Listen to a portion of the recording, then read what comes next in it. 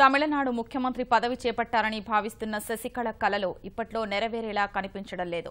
అక్రమాస్తుల కేసులో ఆమె భవితవ్యం తేలే వరకు వేచి చూసే ధోరణి కొనసాగించాలని ఇన్ఛార్జ్ గవర్నర్ విద్యాసాగర్ రావు యోచిస్తున్నట్లు తెలుస్తోంది.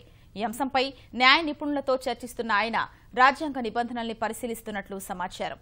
తమిళ రాజకీయంపై గవర్నర్ కేంద్రానికి నివేదిక పంపినట్లు ప్రచారం జరిగినప్పటికీ అలాంటిదేమీ లేదని రాజ్భవన్ తెలిపింది.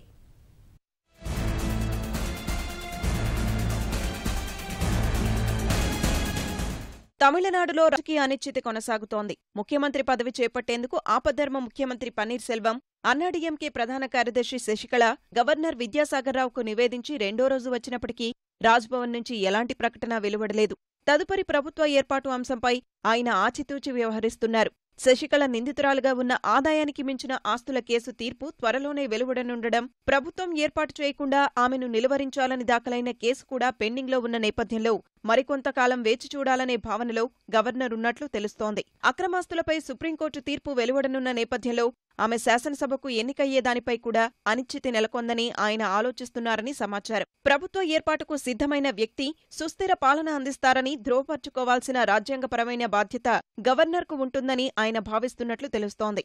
పన్నీర్ సెల్వం ఆపద్ధర్మ ముఖ్యమంత్రిగా కొనసాగుతున్నందున రాష్ట్రంలో పాలనా సంక్షోభం ఏమీ లేదని కూడా గవర్నర్ అంచనా వేస్తున్నారు. తమిళనాట తలెత్తిన తాజా సంక్షోభం గతంలో ఎక్కడా జరగకపోవడం, శశికళను శాసనసభాపక్ష నేతగా ఎన్నుకోవాలని పన్నీర్ సెల్వమే స్వయంగా ప్రతిపాదించడం వంటి పరిణామాలు గవర్నర్ను సందిగ్ధంలో పడేసినట్లు తెలుస్తోంది.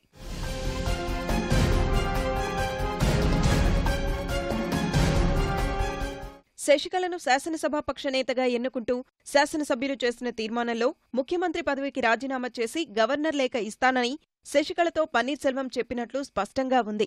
అయితే తనపై ఒత్తిళ్ల కారణంగానే రాజీనామా లేఖ ఇచ్చినట్లు తర్వాత గవర్నర్కు పన్నీర్ సెల్వం చెప్పడం వల్ల రాజ్యాంగపరమైన సమస్యలు ఉత్పన్నమైనట్లు తెలుస్తోంది. వాటిపై న్యాయ నిపుణులతో చర్చించిన గవర్నర్ అక్రమాస్తుల కేసులో శశికళ పాత్రపై తీర్పు వెలువడే వరకు వేచి చూడాలనే భావనలో ఉన్నట్లు సమాచారం. మరోవైపు శశికళ వర్గానికి చెందిన శాసనసభ్యులను ఓ రిసార్ట్లో ఉంచడంపై మద్రాస్ హైకోర్టు రాష్ట్ర డీజీపీని వివరణ కోరిన నేపథ్యంలో డీజీపీ టీకే రాజేంద్రన్, రాష్ట్ర ప్రధాన కార్యదర్శి గిరిజా వైద్యనాథన్తో సమావేశమైన విద్యాసాగర్ రావు శాంతి భద్రతలు, సాధారణ పరిపాలన అంశాలపై చర్చించారు.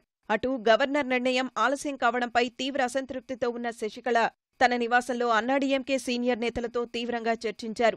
గవర్నర్ మంచి నిర్ణయం తీసుకుంటారని, ప్రజాస్వామ్యాన్ని గౌరవిస్తారని పోయిస్ గార్డెన్ నివాసంలో పార్టీ కార్యకర్తలతో తెలిపారు. మరోవైపు ప్రధాన ప్రతిపక్ష నేత స్టాలిన్ డీఎంకే సీనియర్ నేతలతో కలిసి రాత్రి గవర్నర్తో సమావేశమై రాష్ట్రంలో నెలకొన్న అనిశ్చితిని తొలగించాలని కోరారు. అన్నాడీఎంకే తిరిగి అధికారంలోకి వచ్చిన తర్వాత రాష్ట్రంలో పరిపాలన స్తంభించిపోయిందని, క్యాంపుల్లో ఉన్న అన్నాడీఎంకే శాసనసభ్యులు బయటకు వచ్చి తమ ప్రజాస్వామ్య విధులు నిర్వర్తించేందుకు చర్యలు తీసుకోవాలని కోరారు.